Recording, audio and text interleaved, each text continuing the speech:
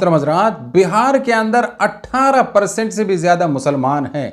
इन मुसलमानों के ऊपर दिन दहाड़े किस कदर ज़्यादतियाँ जो हो रही है, इनकी हक तलफी जो कैसे जो हो रही है, इनके हुकूक को कैसे छीना जा रहा है, इस मुख्तसर से वीडियो के अंदर आप हज़रात के सामने मैं रखने की कोशिश करता हूँ। इंशाअल्लाह हज़रात आपको मालूम होनी चाहिए कि पूरे बिहार की आबादी तकरीबन 12.5 करोड़ से भी ज़्यादा है। इसमें 18% मुसलमान यानी 2 करोड़ 25 लाख से भी ज़्यादा मुसलमानों की आबादी है। इस आबादी के हिसाब से पूरे बिहार के अंदर 38 डिस्ट्रिक्ट हैं, 38 ज़िले हैं। 38 ज़िलों के अंदर 243 यानी 243 विधानसभा सीटें, एमएलए जो सीटें हैं, मुसलमानों की आबादी के हिसाब से इन्हें कुल 44 सीटें मिलनी चाहिए। जैसा कि आपको मैंने बताया, मुसलमानों की 18% आबादी है, 44 सीटें इनका हक बनता है।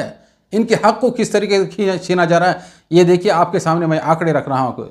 सबसे ज़्यादा मुसलमान जो एमएलए कैंडिडेट जो जीत कर आए हैं, ये सन 2000 ईस्वी के अंदर है। 2000 ईस्वी में 30 मुसलमान कैंडिडेट जीत कर आए हैं और इसके बाद में 2015 में 24 कैंडिडेट जीत कर आए हैं। इसके बाद में 2020 में घटते सिर्फ 19 रह गए। यानी मुसलमानों के आबादी के हिसाब से ये 7.8% है, यानी आधे से ज़्यादा, पौना हिस्सा इनके हक को जो छीना गया है। हमने अपने साथ में जिन पार्टियों को जो पर भरोसा किया था, जिनके ऊपर हमने एतमाद किया था, हमारी हक तलफी नहीं करेंगे, हमारे वोट को लेके हमारे मसाइल के बारे में गौर व फिक्र करेंगे और हमारी ज़रूरतें जो पूरी करेंगे और मसाइल को हल करने की कोशिश करेंगे। ये देखिए हमारे नेताओं का हाल है, जिन नेताओं के ऊपर हमने और आपने जो भरोसा रखा था। 2019 का एक मुख्तसर सा आंकड़ा मैं हज़रात के सामने रखना, क्या उसकी तफसील यह है कि आरजेडी से 8 सीटें, एएमएमआई से 5 सीटें, कांग्रेस से 4 सीटें, बीएसपी से 1 सीट और सीपीआईएमएल से 1 सीट, कुल 19 सीटें हो गई। और नीतीश कुमार की पार्टी से 11 कैंडिडेट रुके, मुसलमान 11 के 11 भी जो हार गए।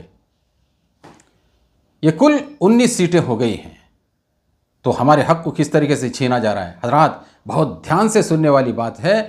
आरजेडी हो या कांग्रेस हो, आपको और हमें यानी मुसलमानों को 20 सीटें दे दें या 50 सीट में दे दें, इससे मेरा सवाल है कि आम मुसलमान को जो क्या फ़ायदा हो रहा है।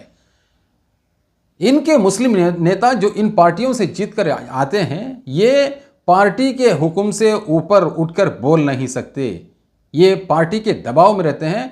ऐसी सूरत में ये कौम के मसाइल तो दूर की बात है, कौम के मसाइल के बारे में जो क्या बात कर सकते हैं, खुलकर आज तक इन सालों के अंदर किसने बोला है, मुझे ज़रा नाम तो बताओ।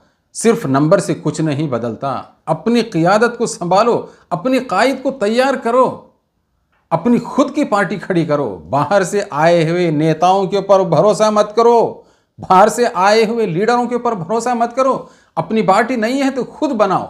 फ़िरका परस्त ताकतों को रोकना इस मौके पर खुसूसन निहायत ही ज़रूरी है। अब वक्त है अपनी असली मुस्लिम क़यादत को उठाने का और अपने असली मुस्लिम कायद को पहचान कर उसको तैयार करने का है। लिहाजा अनकरीब यानी नवंबर 6 और 11 को इसी साल बिहार का विधानसभा इलेक्शन है। लिहाजा तमाम बिहार के रहने वाले मुसलमान भाइयों से मेरी आजिज़ाना गुजारिश है कि दोबारा जो है अपने वोट के ऊपर जो गौर व फिक्र करें। कल के दिन फ़िरका परस्त ताकतों को हमने अपने वोट के ज़रिए से जिताया, उनको सामने लाने की कोशिश की। आपस के तफरकाबाजी की वजह से कल हमारा और आपका क्या हाल होगा कुछ नहीं बोल सकते। अल्लाह ही हमारा हाफिज़ है। लिहाजा बराए मेहरबानी दोबारा गौर व फिक्र करें, अपने खुद के कायद को तैयार करने की कोशिश करें, ताकि मुसलमानों के मसाइल के बारे में अच्छी तरीके से बाहर भी अंदर भी आवाज़ को बुलंद कर सके। हज़रात, ये वीडियो आपको कैसे लगी कमेंट बॉक्स के अंदर एक जुमला लिखना हरगिज़ ना भूलें। जज़ाकल्लाह खैर। अस्सलामु अलैकुम व रहमतुल्लाहि व बरकातुहू।